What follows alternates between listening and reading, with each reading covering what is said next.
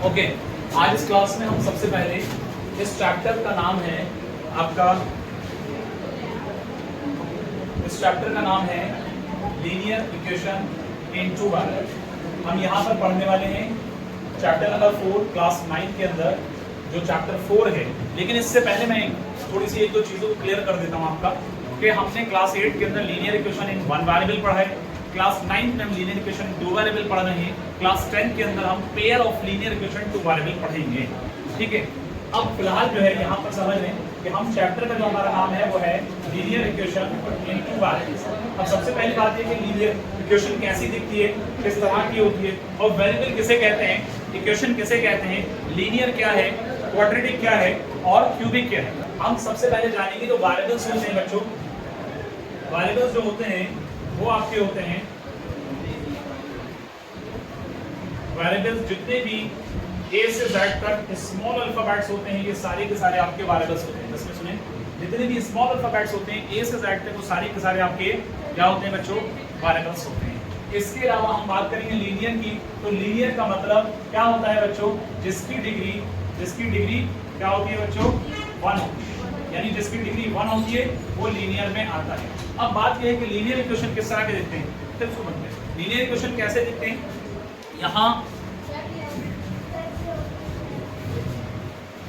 यहाँ जो है यस, इसकी डिग्री 1 होती है।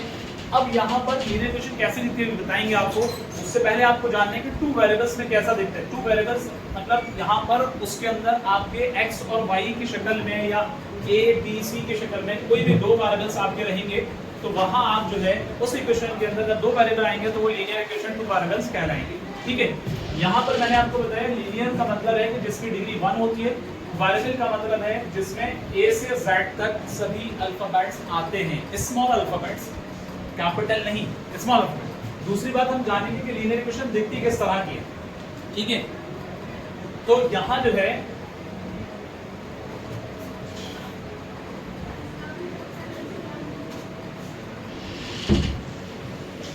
अब आप देख सकते हैं लीनियर इक्वेशन यहां आपको नजर आएगी। लीनियर इक्वेशन आपके सामने 2x + 5 = 0, this is called linear equation. लेकिन मैंने अभी यहाँ पर टू वेरिएबल की बात नहीं, नॉर्मली मैंने कहा है लीनियर इक्वेशन 2x + 5, ये एक टर्म है, ये एक टर्म है, और उसके बाद आपका ये 0। अब जाहिर है कि ये एक आपकी कांस्टेंट टर्म है, ये x का कोएफिशिएंट है 2, तो ये आपका 2x + 5 = 0 एक लीनियर इक्वेशन कहलाएगी। जब अगर हम इसको फर्दर सॉल्व करेंगे, जैसे मान लीजिए 2x को यहाँ रखते हैं, 5 इधर लाने पर माइनस में जाएगा, तो इस तरह से x की वैल्यू जो होगी -5/, आपका आ जाएगा 2। कितना आ जाएगा x की वैल्यू, -5/2। तो इस तरह से सॉल्व किया जाता है जैसा कि मैंने यहाँ पर आपको दिखाया।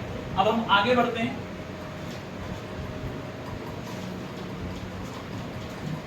देखिए कुछ पॉइंट हैं यहाँ पर। while solving an equation, ध्यान से देखो, you must always keep the following points in mind। जब आप इक्वेशन को सॉल्व करेंगे तो कुछ पॉइंट्स को आप अपने माइंड में रखेंगे। उनमें से the solution of a linear equation is not affected by, यानी लीनियर इक्वेशन का जो सॉल्यूशन है वो इफेक्ट नहीं होता है जब आपका पहला केस है कि the same number is added to और subtracted from both the sides from of the equation. इस पॉइंट को थोड़ा अच्छे से समझें। जब दोनों साइड में LHS में और RHS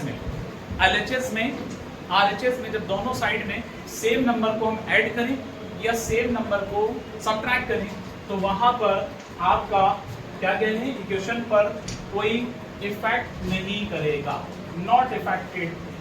पहली बात समझ में आ गई। इन पॉइंट्स को आपको याद रखना। जब भी हम मेंटेन करेंगे किसी इक्वेशन को, तो एक तरफ RHS में कुछ ले रहे हैं तो RHS के अंदर भी हम कुछ ना कुछ वहां सेम ही वैल्यू को वहां पर रखेंगे। फॉर एग्जांपल, इसके लिए एक एग्जांपल होते हैं। यहाँ मैंने लिखा जैसे 2x + 3 अब इज इक्वल टू, मैंने यहाँ किया 2x + 3। फॉर एग्जांपल मुझे यहाँ से -3 दोनों तरफ से हटाना है, -3 तो जब मैं -3 बोथ साइड रखूंगा तो -3 + 3 कैंसिल, -3 + 3 क्या बचा बच्चों, 2x, क्या बचा 2x = 2x। ये बात समझ है। तो कहने का मतलब मेरा यहाँ पर यह है कि जब हम इस तरफ जो चीज ले रहे हैं प्लस करें या माइनस करें तो आपकी वैल्यू सेम है। बात समझ में आ गई। इसी तरह से सेकंड पॉइंट है कि लीनियर इक्वेशन को सॉल्व करते वक्त हमें याद रखना है, जब हम सेकंड पॉइंट देखते हैं, यू मल्टीप्लाई और divide both the side of the equation by the same non zero number, यानी हम दोनों साइड में सेम नॉन जीरो नंबर से मल्टीप्लाई और डिवाइड भी कर सकते हैं, ठीक है, तब भी वो आपका इक्वल ही रहेगा। Let us now consider following situation. अब यहाँ पर कुछ सिचुएशंस हैं, कुछ आगे और जो काम की चीजें मैं आपको बताता हूँ, ठीक है।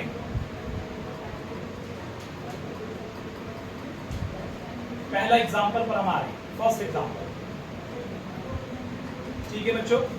फर्स्ट एग्जांपल पर हम आ रहे हैं और इसके अंदर देखिए फर्स्ट एग्जांपल में क्या बात कही गई है, right each of the following equation in the form ax plus by plus c is equal to 0 and indicate the values of a, b and c, a, b and c in each case। आपके सामने यहाँ पर आपको इस equation की a, b, c वाले value को लिखना, यानी आपको equation linear equation in two variable के जनरल फॉर्म में दे रखी है ax plus by plus c is equal to 0।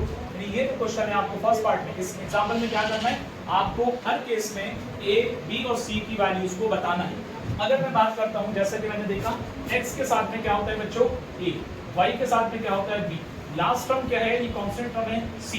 बात समझ में आई। तो अगर इस इक्वेशन से हम जाएंगे सॉल्यूशन पर तो आप देख सकते हैं सॉल्यूशन अवेलेबल है, मैं इसी में समझा 2x plus 3y is equal to 4.37। तो आपके सामने इस चीज को हमें इस फॉर्म में लिखना है। पहली बात आपको इस वाले फॉर्मेट में इस इक्वेशन को लिखना है। तो जब इस वाले फॉर्मेट में, क्योंकि इसका जनरल फॉर्म है, तो इसको लिखने के लिए क्या करना है, 2x plus 3y is equal to 4.37। तो आपने लिखा 2x plus 3y minus 4.37। ये आपका कहलाएगा बच्चों ax, ये कहलाएगा by, ये कहलाएगा c, got it, is equal to 0। अब आपके सामने जो x के साथ में वैल्यू, इधर फोकस करें, ये रहा, इधर फोकस करें, आपके साथ में जो x के साथ वैल्यू है वो क्या है 2, मतलब वो x के साथ में 2, वो आपका कहलाएगा a, यानी a जो है वो 2 है, b जो है वो 3 है और c जो है कांस्टेंट टर्म वो 4.37। ये एग्जांपल का पहला स्टेप आप सबके समझ में आया। और एग्जांपल 2 में आपसे कहे write each of the following as an equation two variables. आपको इंपॉर्टेंट एग्जांपल, ये क्वेश्चन इंपॉर्टेंट है क्योंकि इससे रिलेटेड पिछले सालों में क्वेश्चन बने हैं, इस एग्जांपल से या इससे रिलेटेड क्वेश्चन एक्सरसाइज से आए हैं। आपको कहा जाएगा write each of the following as an equation in two variables. आपको कोई भी इस तरह से दिया जाएगा x इज इक्वल टू -1। अब ये एक्चुअल में आपको एक वेरिएबल के साथ है, लेकिन इसको आपको बनाना है टू वेरिएबल्स की इक्वेशन में, लीनियर इक्वेशन टू वेरिएबल बनाना है। सो बात समझ में आ रही है शान? तो कैसे बनाएंगे आगे इसके सॉल्यूशन को देखते हैं। तो यहाँ जो है x इज इक्वल टू -5 दे रखा है, इसको लिख सकते हैं 1.x plus 0.y plus 0.y is equal to -5, क्योंकि -5 इज इक्वल टू उधर था। अब जब इसको फर्दर फॉर्मेट में लाएंगे तो ये आपका एक्चुअली इस फॉर्मेट में आएगा। आपको मैं एक चीज दिखाता हूँ, ये आया कैसे, ये बात जरा समझने वाली है। देखो एक चीज याद रखना, जिस इक्वेशन में जो भी वेरिएबल दे रखा हो, कोई अभी नोट नहीं करेगा, पहले समझ लें।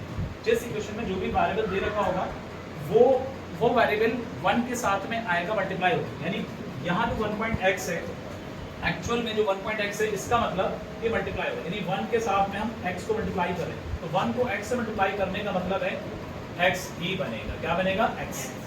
तो यहाँ x को हमने सिर्फ उस फॉर्मेट में ले जा रहे हैं, लीनियर इक्वेशन टू वेरिएबल के फॉर्मेट में ले जाने की वजह से हम ऐसा कर रहे हैं, और इसका तरीका यही है। आपको जब भी ये कहा जाएगा कि आपको टू वेरिएबल्स में इस इक्वेशन को शो करना है एक वेरिएबल लेकिन करना दो में शो, तो कैसे करेंगे उस बात को। एक्चुअली इसके अंदर y तो नहीं है, जब y नहीं है तो यहाँ पर जो इंडिकेट कर रहे हैं 0.y, तो प्यारे बच्चों यहाँ और से देखो 0.y का मतलब है कि यहाँ 0 को मल्टीप्लाई किया जा रहा है किससे?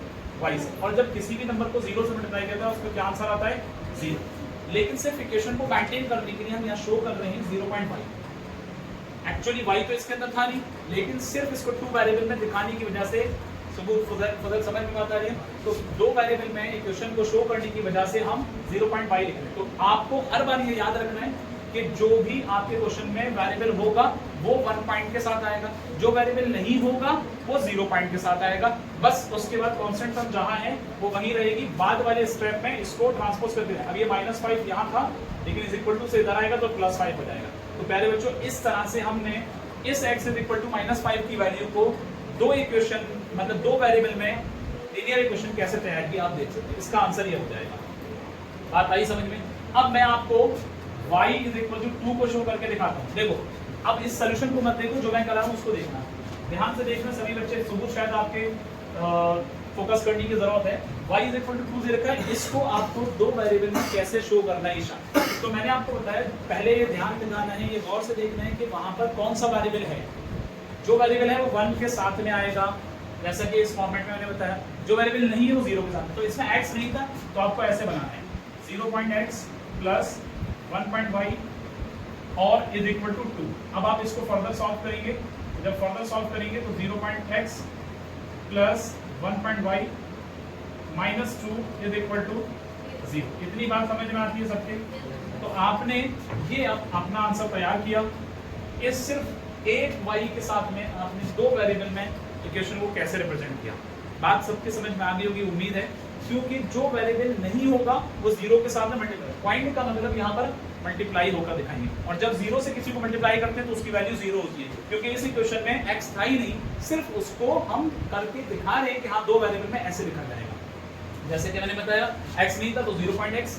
अब जो y है यानी जो वेरिएबल होगा तो 1 के साथ होगा, और 1 के साथ में किसी को मल्टीप्लाई करते हैं तो उसकी वैल्यू वही होगी। जैसे 1 into y करेंगे तो y आएगा सिर्फ, और एक्चुअल में y ही है। बात आई समझ में? अब 2 इधर था RHS में, इसको अगले स्टेप में LHS में ले आए इज इक्वल टू 0। आपका प्रॉपर स्टैंडर्ड फॉर्म में ये दो इक्वेशन दो वेरिएबल के साथ में लीनियर इक्वेशन आपकी आ गई। क्लियर है? इसको नोट करिए आप जल्दी से।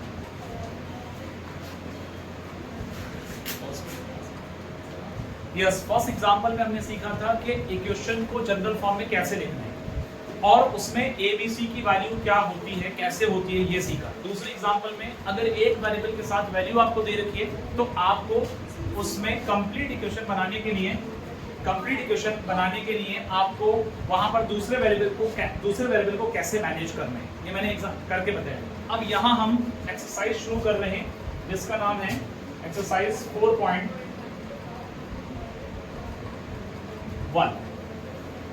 ठीक है बच्चों, 4.1 का पहला क्वेश्चन, ये आपकी न्यू पैटर्न पर सिलेबस है, क्योंकि जो बच्चे ओल्ड बुक से भागते हैं अब न्यू बुक को ही लेकर हम चल रहे हैं, उसी पर भी आपके टेस्ट वगैरह एग्जाम वगैरह आने। लेकिन आगे चल करके आपको ओल्ड बुक के अकॉर्डिंग सारी चीज़ों को पढ़ना पड़ेगा, इसलिए क्योंकि 11 एंट्रेंस के अंदर आपका 9 to 10 का होल सिलेबस आता है, और एंट्रेंस तभी क्रैक कर पाएंगे जब आप ज़्यादा अच्छा लेवल पर सिलेबस को कंप्लीटली पढ़ेंगे, डीपली पढ़ेंगे। ठीक है बच्चों, यहाँ देखिए फर्स्ट क्वेश्चन है आपका, the cost of a notebook is twice the cost of a pen, write a linear equation in two variables to represent this statement. अब देखो फर्स्ट क्वेश्चन का सॉल्यूशन, यहाँ पर आपसे क्या कहा गया क्वेश्चन को पहले समझ लेते हैं। नोटबुक की जो कॉस्ट है वो दुगनी है, नोटबुक की कॉस्ट दुगनी है, ट्वाइस है किसकी कॉस्ट से? पेन की कॉस्ट से। पेन की कॉस्ट से नोटबुक की कॉस्ट दुगनी है, डबल है। समझ में आई बात? अब नोटबुक की डबल है, इस पर डबल मार्क कर देते ताकि समझने में आसानी हो जाएगी। नोटबुक की कॉस्ट डबल है किससे? पेन की कॉस्ट से। इन्होंने हमें हिंट दिया है, यहाँ हिंट क्या दिया है? Take the cost of a notebook to be ₹X। तो इसके सोल्यूशन को करते हैं, चाहे यहाँ पर, फिर उसके बाद सेकंड क्वेश्चन है, लेकिन पहले इसका सोल्यूशन देखें। अब इसके सोल्यूशन के लिए मैं एक चीज आपके सामने करूंगा। फर्स्ट क्वेश्चन को आप देख रहे हैं,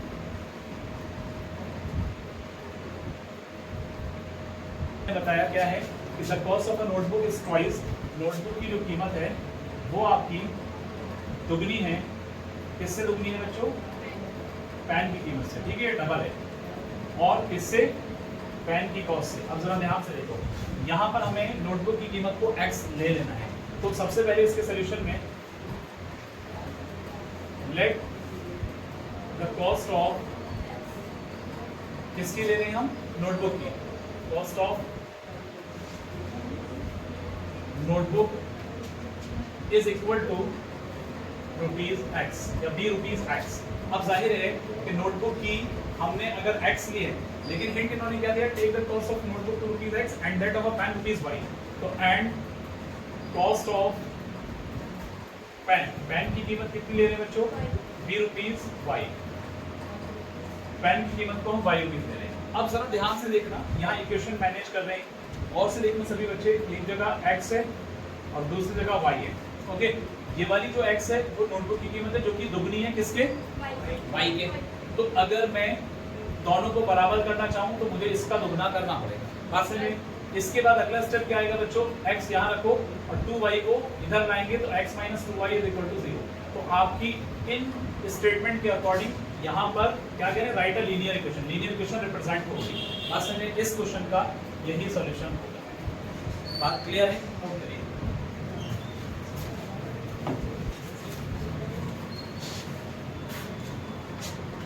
ओके, सेकंड क्वेश्चन में आपसे कहा गया है express the following linear equation in the form ax plus by plus c is equal to 0 and indicate the values of a, b and c। जैसा कि एग्जांपल हमने चूज किया था, तो आप सबको याद है हमने पहले इसको जनरल फॉर्म में किया था, इस फॉर्म में किया था, उसके बाद a, b, c की वैल्यू निकाली थी। जैसे कि फर्स्ट क्वेश्चन आपका है 2x plus 3y is equal to 9.35 बार। तो जब हम इसका सॉल्यूशन करेंगे बच्चों, तो यहाँ जो है इसको इधर ले लेते हैं। क्वेश्चन नंबर 2 का है, ठीक है। इसका सॉल्यूशन देखिए फर्स्ट पार्ट। इसके फर्स्ट पार्ट में आप पहले इसको इस फॉर्म में करेंगे, जैसा कि यहाँ लिख रहा है 2x plus 3y, इसको इधर लाएंगे तो माइनस 9.35 बार इज इक्वल टू 0। सबसे पहले आपने स्टैंडर्ड फॉर्म में किया जैसा कि क्वेश्चन के अंदर कहा गया है। अब कुछ बच्चे सोचेंगे कि यहाँ प्लस लग रहा है तो ये माइनस कैसे आया, बेटा वैल्यू के साथ जो वैल्यू, देखो ये प्लस में, जब इसको इधर लाएंगे तो किस में जाएगा, माइनस में जाएगा। इतनी बात समझ में ईशान क्लियर हो रहा है। अब उसके बाद आपको a b c की वैल्यू लिखनी है। यहाँ पर बच्चों a जो है वो आपका 2 है, x के साथ जो वैल्यू है, b जो है वो बच्चों 3 है, और इसी तरह से c जो है वो आपका माइनस 9.35 बार है। तो आपका ये आंसर होगा। इसी तरह से इसके सभी पार्ट्स को आपको ऐसे ही करना है। मैं एक पार्ट और ले रहा हूँ आपका सेकंड वाला, तो सेकंड मैं यहाँ पर करा देता हूँ सॉल्यूशन। देखिए सेकंड वाला x माइनस 5y माइनस 10। अब जब ऐसे लिखा है x minus y by 5 minus 10 is equal to 0, तो क्या ये स्टैंडर्ड फॉर्म में ऑलरेडी है, बताइए। ये ऑलरेडी इस फॉर्म में तो है, लेकिन आपको थोड़ा सा इसके अंदर चेंज करना होगा। क्या चेंज करना, उसके बाद फिर आपको वैल्यू निकालनी। देखो इसको जब यहाँ पर y की वैल्यू इस तरह दे रखी है तो हम कर सकते हैं, यहाँ पर एलसीएम निकालेंगे, ये आएगा 5। एलसीएम कितना आएगा 5। अब 5 इंटू 1 से 5 को ले जाएंगे तो 5 जाएगा, 5 को x से मल्टीप्लाई करेंगे तो 5x माइनस 5 से 5 जाएगा 1 को y से करेंगे y, ठीक है बच्चों। और माइनस का 5 टेंजा, यहाँ पर क्या रहेगा, माइनस का 5 टेंजा, यहाँ क्या था 10 इज इक्वल टू 0, तो 5 टेंजा आपका आएगा 50। बात क्लियर है। अब इज इक्वल टू 0, उसके बाद जब आप इस 5 को यहाँ ले जाएंगे तो मल्टीप्लाई होकर के 0 हो जाएगा 0 के साथ में, तो ये क्या बचेगी value 5x minus y minus 50 is equal to 0। इस हिसाब से आप देखेंगे कि आपके साथ a जो है वो कितना है, a is equal to 5, b is equal to minus 1, क्योंकि y के साथ में जो वैल्यू है वो b की वैल्यू होगी, क्योंकि यहाँ पर कोई कोएफिशिएंट नहीं था तो वो 1 कंसीडर किया जाएगा, ठीक है बच्चों। और c जो है वो कितना है, माइनस 50। आपका ये आंसर है। नहीं बेटा, x के साथ जो वैल्यू है वो a है, y के साथ जो वैल्यू है नंबर जो है यानी उसका जो कोएफिशिएंट है वो क्या है, y के साथ में 1, और लास्ट वाला जो टर्म है वो कांस्टेंट टर्म है और वो होता है आपका c। क्लियर है, इसको नोट करें, इसको भी नोट करें।